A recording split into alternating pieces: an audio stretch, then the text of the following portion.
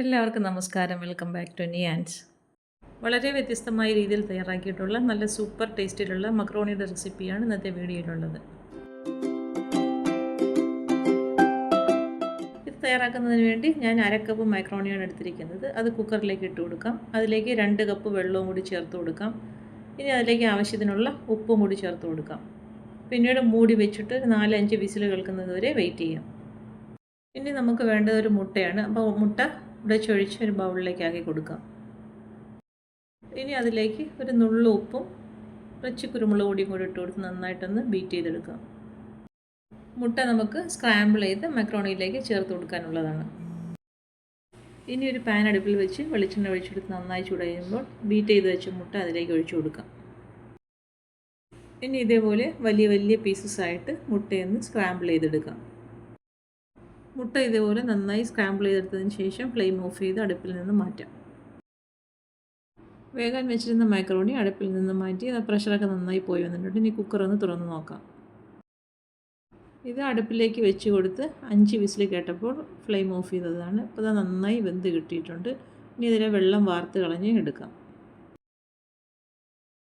ഇനി ഒരു പാൻ അടുപ്പിൽ വെച്ച് കൊടുത്ത് അതിലേക്ക് കുറച്ച് ബട്ടർ ഇട്ട് കൊടുക്കാം. ബട്ടർ മെൽറ്റ് ആയിരുമ്പോൾ അതിലേക്ക് ഒരു 10 വെളുത്തുള്ളി ചെറുതായി അരിഞ്ഞത് ഇട്ട് കൊടുത്ത് നന്നായിട്ടൊന്ന് മൂപ്പിച്ചെടുക്കാം.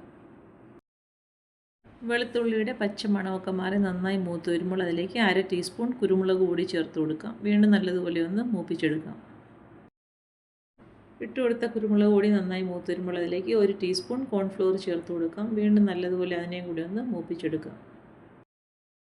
കോൺഫ്ലവർ ഇട്ട് കൊടുത്ത് ഏകദേശം ഒരു 30 സെക്കൻഡോളം ഒന്ന് ഇളക്കി കൊടുക്കാം. ഇനി നമുക്കതിലേക്ക് ചേർത്ത് കൊടുക്കേണ്ടത് പാലാണ്. 1 കപ്പ് പാലെടുത്ത് വെച്ചിട്ടുണ്ട്. അതും കൂടി അതിലേക്ക് ഒഴിച്ചു കൊടുക്കാം.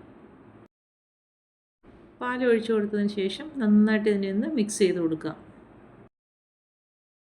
ഒഴിച്ചു കൊടുത്ത പാല് നന്നായിട്ട് തിളച്ച് വരുമ്പോഴേക്കും ഇതൊരു നല്ലൊരു തിക്ക് കൺസിസ്റ്റൻസി ആയിട്ട് കിട്ടും. ഇത് നല്ലതുപോലെ തിളച്ച് നല്ല തിക്കായിട്ട് വരുന്നവരെ നമുക്കിനി ഒന്ന് ഇളക്കി കൊടുക്കാം. ഇപ്പോൾ ഇത് പാൽ നന്നായിട്ട് തിളച്ച് നല്ലൊരു തിക്ക് കൺസിസ്റ്റൻസി ആയിട്ട് വന്നിട്ടുണ്ട്. ഈ ഒരു സമയത്ത് ഇതിലേക്ക് ആവശ്യത്തിനുള്ള ഉപ്പും കൂടി ചേർത്ത് കൊടുത്ത് നല്ലതുപോലെ ഒന്ന് ഇളക്കി കൊടുക്കാം. ഇനി ഒരു 1/2 ടീസ്പൂൺ ചില്ലി ഫ്ലേക്സും കൂടി ഇട്ട് കൊടുത്ത് നല്ലതുപോലെ ഒന്ന് മിക്സ് ചെയ്ത് കൊടുക്കാം. ഇനി കുറച്ച് മല്ലിയില ചെറുതായി കട്ട് ചെയ്തതും കൂടി ഇട്ട് കൊടുക്കാം. പിന്നീട് അതിലേക്ക് സ്ക്രാമ്പിൾ ചെയ്ത് വെച്ചിരിക്കുന്ന മുട്ടയും വേവിച്ച് വെച്ചിരിക്കുന്ന മക്രോണിയും കൂടി ചേർത്ത് കൊടുത്ത് നന്നായിട്ടൊന്ന് മിക്സ് ചെയ്തെടുക്കാം. എല്ലാം കൂടി ഇട്ട് കൊടുത്തതിന് ശേഷം ഫ്ലെയിം ഓഫ് ചെയ്ത് ഈ ഒരു രീതിയിൽ നന്നായിട്ട് ഇതിനെ ഒന്ന് ഇളക്കിയെടുക്കാം.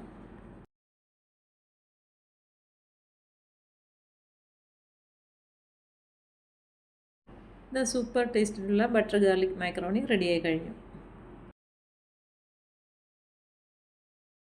ഇനി നമുക്ക് അടുപ്പിൽ നിന്ന് മാറ്റി വിളമ്പാനുള്ള പാത്രത്തിലേക്ക് മാറ്റി കൊടുക്കാം. ഇത് വലിയ ഹെൽത്തി ഡിഷൊന്നുമല്ല, എന്നാലും വല്ലപ്പോഴൊക്കെ ചെയ്ത് കഴിക്കുകയും കുട്ടിയൊക്കെ ചെയ്ത് കൊടുക്കുകയൊക്കെ ചെയ്യാം.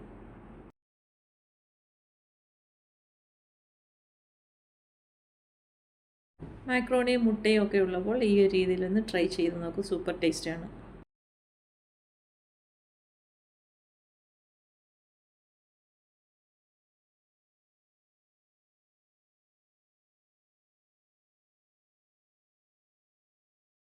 വീഡിയോ ഇഷ്ടമായ ലൈക്ക് ചെയ്ത് സബ്സ്ക്രൈബ് ചെയ്ത് സപ്പോർട്ട് ചെയ്തേക്കൂ.